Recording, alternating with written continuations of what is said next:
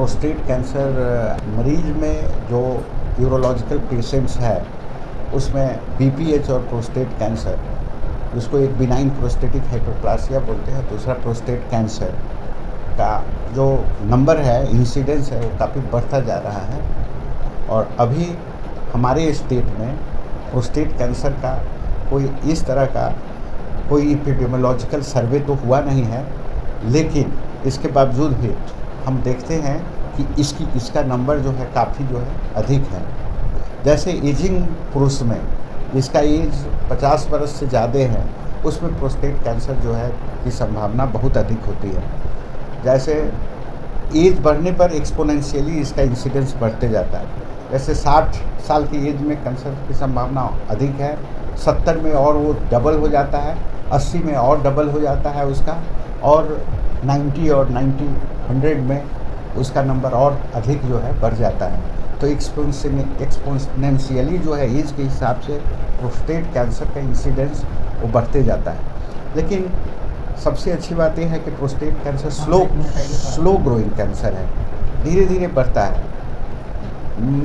इसमें जो है जो मरीज़ का इलाज है वो इस तरह से किया जाता है कि जब इल्डरली एज में, बहुत ज़्यादा एज में प्रोस्टेट कैंसर होता है तो एक इलाज उसका होता है वॉचफुल वेटिंग। वॉचफुल वेटिंग का माने होता है कि हम लोग उसको वेट वॉच करते रहते हैं।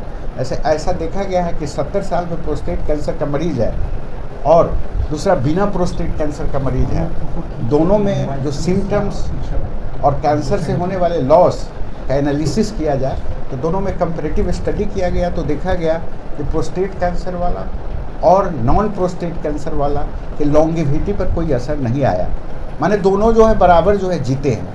तो कहने का माने ये कैंसर जो है स्लो ग्रोइंग है, बहुत सारे केस में इंडोलेंट रहते हैं, हिडन रहते हैं, क्रिप्टिक छिपा हुआ जो है रहता है, और इसमें जो है कोई एक्टिव इलाज का ज़रूरत नहीं होता। लेकिन एग्रेसिव केसेस में, खासकर यंग एज में जो मरीज होता है प्रोस्टेट कैंसर जब डिटेक्ट होता है तो उसमें हम लोग डिफरेंट मॉडलिटी ऑफ ट्रीटमेंट अपनाते हैं। जैसे रेडिकल प्रोस्टेक्टोमी है, प्रोस्टेट ग्लैंड को रेडिकली नोड्स के साथ और अगल बगल के स्ट्रक्चर्स जो कि इन्वॉल्व स्ट्रक्चर्स है, पार्ट्स है, उसको हम निकाल देते हैं, उसको रेडिकल प्रोस्टेक्टोमी कहते हैं। रेडिकल प्रोस्टेक्टोमी के अलावे इनके जैसे लिम्फ नोड्स का इन्वॉल्वमेंट होता है तो हम लोग साथ साथ लिम्फ नोड्स डिसेक्शन करते हैं। और सर्जिकल इलाज है इसका। सर्जिकल इलाज के बाद जो है इसमें इनका इलाज जो है ख़त्म नहीं होता, बल्कि हम सभी लोग जानते हैं कि यह हार्मोन डिपेंडेंट कैंसर है।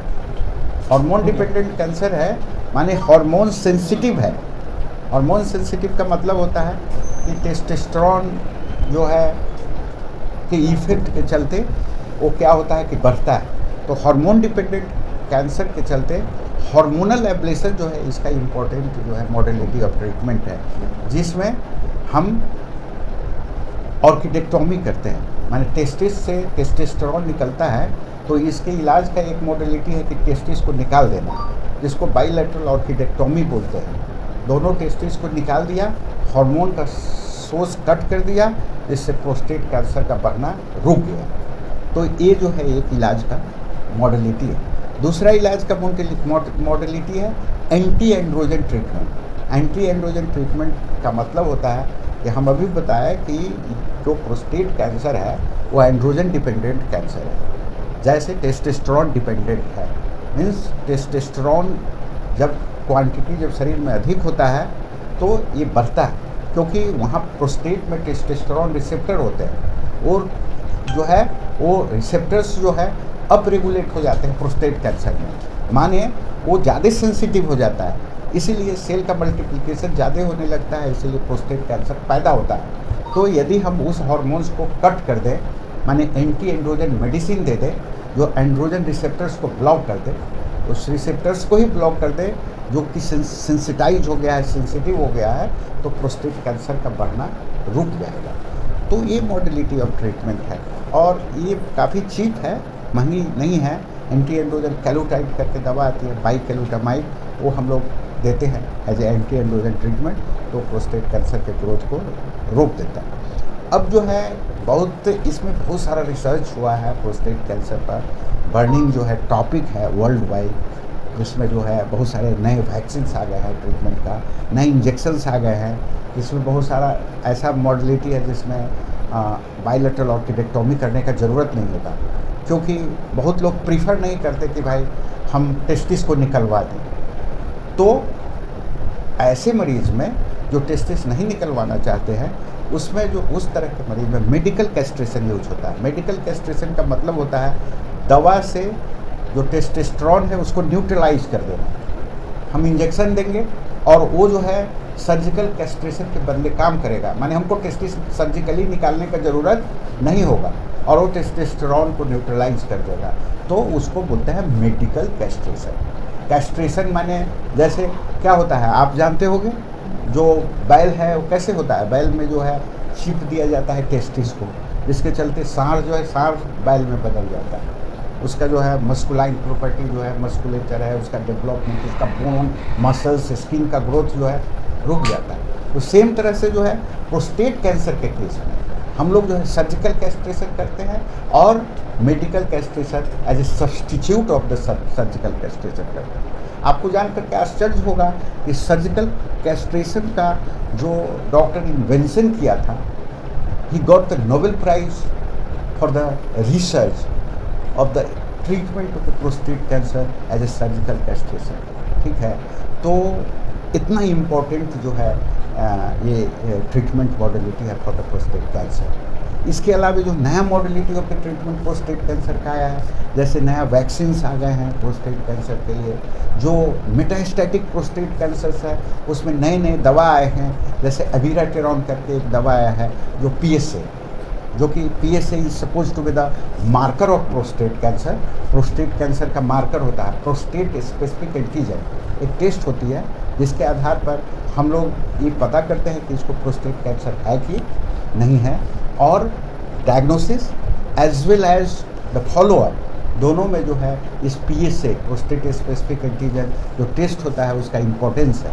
तो PSA जो है का टेस्ट हम लोग करके फॉलोअप करते हैं उसको कि मरीज़ में रिस्पॉन्स ऑफ द ड्रग्स हम लोग जज करते हैं कि कितना हुआ।